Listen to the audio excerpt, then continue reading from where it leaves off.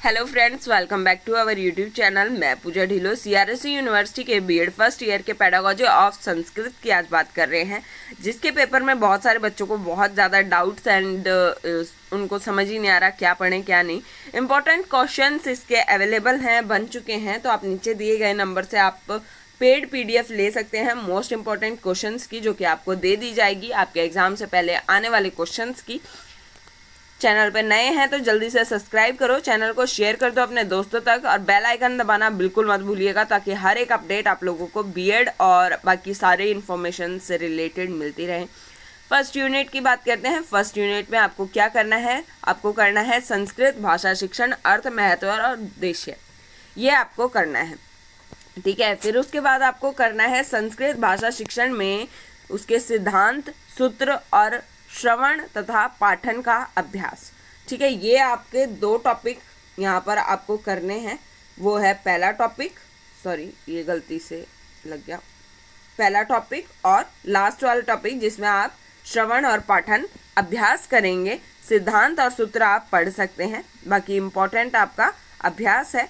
Next है आपका second unit. Second unit में जो आप करेंगे वो है संस्कृत भाषा शिक्षण की विधि, विभिन्न पद्धतियों, उद्देश्य, विशेषण तथा लाभ और सीमाएं, ठीक है। उसके बाद यहाँ संस्कृत भाषा शिक्षण की विधियां हैं। विधियां आप सभी को पता है क्या होता है, ठीक है, मेथड्स। तो मेथड्स में आपको यहाँ पाठशाला, पाठ्य पुस्तक, ये आपको याद करनी है। दृश्य और श्रव्य साधन प्रयोग, ये भी आपको याद करना है। सूक्ष्म तथा विस्तृत पाठ योजना। अब देखो मैं इंग्लिश वाले में ही बता देती हूँ, इंग्लिश में बता देती हूँ ये है क्या। विधियाँ, ये पद्धतियाँ आपको करनी है, ठीक। उसके बाद आप विधियाँ यानी पेडोलॉजिकल एनालिसिस भी बोल सकते हो आप इसको, और आप इसको मेथड बोल सकते हो, जिसके अंदर सूक्ष्म वाले यानी यूनिट और लेसन प्लानिंग आप करेंगे। आप यहाँ पर दृश्य श्रव्य करेंगे, संस्कृत भाषा में क्या है उसकी इम्पोर्टेंट है। पाठ्य पुस्तक करेंगे, दैट्स इट, छोड़ दो बाकी सारे। और मैं कहूँगी कि आप सेकंड यूनिट में से एक क्वेश्चन पे जाएं और फर्स्ट में से भी एक ही क्वेश्चन पे जाएं, ज़्यादा क्वेश्चन पे यहाँ डिपेंड मत रहिए। बात करें थर्ड यूनिट की, तो थर्ड यूनिट में एक क्वेश्चन आपका गद या पद दोनों में से एक में मिलेगा, 101% मिलेगा, और इसके सोपान वगैरह आपको याद करने होंगे। एक आपको रचना मिल सकता है, रचना नहीं मिला तो आपको कोई ना कोई यहाँ पर धातु शब्द में से मिलेगा। तो आप यहाँ पर फिर से एक क्वेश्चन के लिए जाएं थर्ड यूनिट में, जो कि आपका गद या पद, ठीक। रचना भी पढ़ लीजिएगा, क्या किस्मत अच्छी हुई तो रचना आप लोगों को पेपर में देखने को मिल सकता है। फोर्थ यूनिट की बात करें तो फोर्थ यूनिट में यहाँ गृह कार्य नियोजन एवं संशोधन प्रक्रियाएं इंपॉर्टेंट है, ठीक है। उसके बाद यहाँ पर जो आपका है उच्चारण, ठीक है, अशुद्ध उच्चारण। अशुद्ध उच्चारण को भाई हिंदी में बहुत घुमा घुमा के दिया था, तो यहाँ भी सोच लीजिए अशुद्ध उच्चारण को किसी भी तरीके से लिख सकता है। अशुद्धि आ गया, अशुद्ध आ गया, या कुछ भी आ गया, तो आपको लिखना यही है। संस्कृत में उच्चारण शिक्षण, अशुद्ध उच्चारण के प्रकार या व्याकरण तथा सुधार के उपयोग, मतलब यहाँ व्याकरण त्रुटि भी आ सकती है, ठीक है, तो भी आपको यही लिखना है। संस्कृत भाषीय कौशल आपको वहाँ पर लिखना होगा।